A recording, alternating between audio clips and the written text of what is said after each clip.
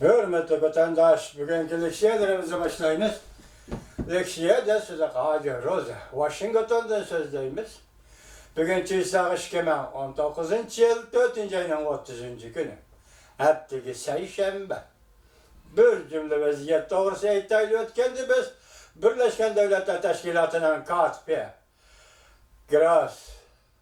Gartırız efendini oransız tanıqlab tutcuma hürmetli vatandaş geçerim. Çünkü şunun kayındır ilan kılınan haberler şundaq deyilgen idi. Bu kadın Beijing'de hem Reis Xi Jinping ile görüşkende Şincan meselesi, yani Müslümanlık Uygurustan meselesi doğrusu da mesele oturup koygan gap. Hem şundaqla Cumhurbaşkanı Taşkı İslam Ministeri Wang Yi ile görüşkende hem Şincan meselesi, yani bir yerdeki Uygurların nazarband kılınış meselesini oturup koyuptu.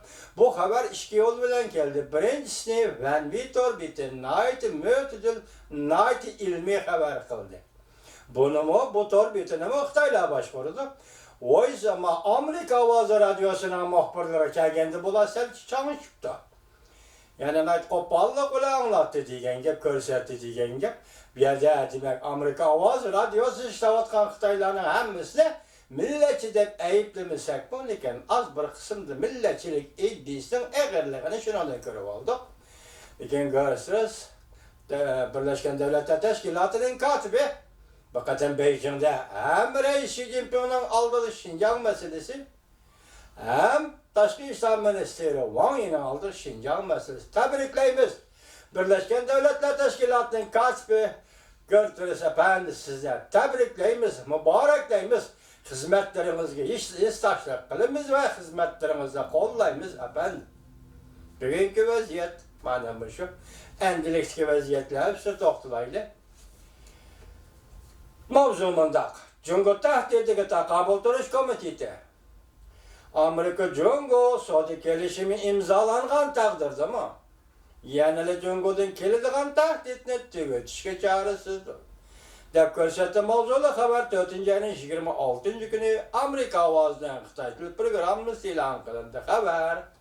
Mundak başlar. New York. Cumhur Tahdidiki Takabul Duruş Komiteti yaptıran 4. günü yani Perşembe. 25. günü New York'ta 4. günü yani 25. günü New York şehrinde bayanat ilan kılıp mundak görsetti. Amerika Cumhur söhbeti imzalangan takdirde mi? İspatlandı ki Cumhur Partiyası Amerika karşı peyda kılgan sansanaksız xatarlar ve tehditler el kılalmaydı. Kelişim bunu el kılalmaydı. Tüvetelmeydi. Bu xatar tüvendi ki Cumhur bütün dünyaya her bir koşuna sahip kılıvatıdı. Geopolitik siyasette çalışan İran bilen ittifak düzdü. Kımmet kararları geldi. Öz halkıga demokratiya berişleri kıldı. Bu katımkı jığında asasen baş prensip olan bolsa gerek de yani çıktı bu. Şu hazır bunu anlayışlar o haberden anlayışlar. Bunun da cam cadından fikir var. Onun da Steve Bannon'dan fikir var. Geçelim vatandaş. Amerika hükümeti ve Amerika kuralları arasına sınıp girmekte Xitay'ın güçleri. Bunların hemmisi Kompartiyanın devlet işideki hükümranlığını küçeytişken ve yarışarda emili kuşni kemaytişken körsetken uzun müddetlik stratejilik tercihçalığı da Cumhur hükümetine. Hazır Xi Jinping rehberliği asla koyuldu bu stratejilik plan. Bayanatta mundak görüştürdü. İmzalaydıgan kelişim Melişki devlet sözüsün tanbanlaştırılan kelişim bolsa Cumhur Amerika oturusudur. Fakat Kompartiya hakimiyet 5 yılda boluduğu bolsa Amerika'nın yadroluk menfaatiga buzgunçuluk kılıdı. Bu hüküm. Fakat yığında oturup çıkan hüküm. Kompartiyanın siyasetlerini ve baş faaliyetlerini hareketlendirdi. Prezident Reagan devrinde halkara iktisat işlerine mesul devlet bir xatarlığı meselesi bu için məsləhətçi Roger Robinson mundak görsetti. Amerika Cumhur Saudi söhbeti de nurg'on söz göre meseleler mevcut.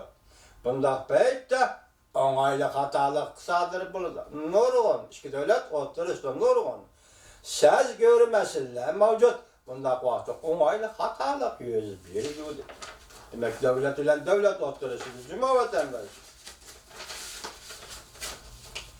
Biz aldırıp dinlep gelişim imzalasımız lazım. Bizge güçlük bir gelişim gerek. Biz menfaatimizni qat'iy qovdishimiz kerak. Amerikaning menfaatini qat'iy qovdishimiz kerak.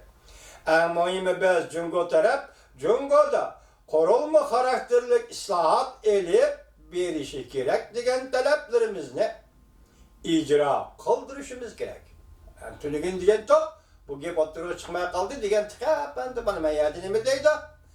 Biz Jungoda qurilma xarakterlik islohot elib berish kerak degan talablarimizni Jungo'yu qat'iy icra qildirishimiz kerak.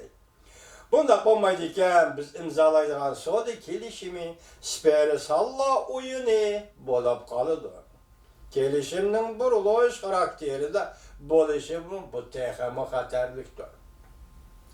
Stepandan yig'inda bunda ko'rsatdi. Yaponiyaning vaziri Shinzo Abe hafta oxirida Oqsaroyni ziyorat qildi.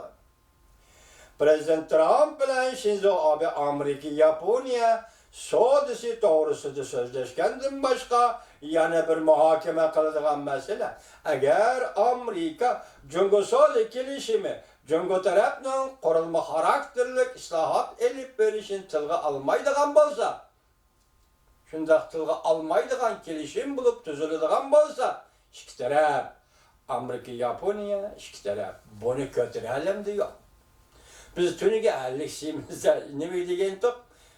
Amerika faqat olma Yaponiyaning vaziri Shinzo Abe Amerikaga Jungodagi bir yo'l bir vaqtdaydigan ishdan ansirab yetib keldi degan edi Xitoy taraf. Hozir bu yerda bordim deydi masalan, undaq emas. Amerika Yaponiya savdosidan boshqa agar Jungo qurilma xarakterlik islohot elib bormasa biz tuzgan kelishimning ahamiyati nima? Degili keldi dedi. Mana o haqiqiy emas. Janjadın mındaq hesapladı bizden konu dostumuzga Janjadın hürmetli vatandaş Prezident Trump hükümeti Beijing bilen her qandaq kelişim imzalaması lazım. Jungo bilen Amerika o'tirsa bir necha 10 yillik kelishim tuzilgan. Lekin Jungo barliq kelishimlarga amal qilmadi. Bir necha yillik savdo kelishimining mag'lub bo'lganligini to'liqlash uchun yana bir qatam savdo kelishimi imzalaştığımız zaruriyeti yok.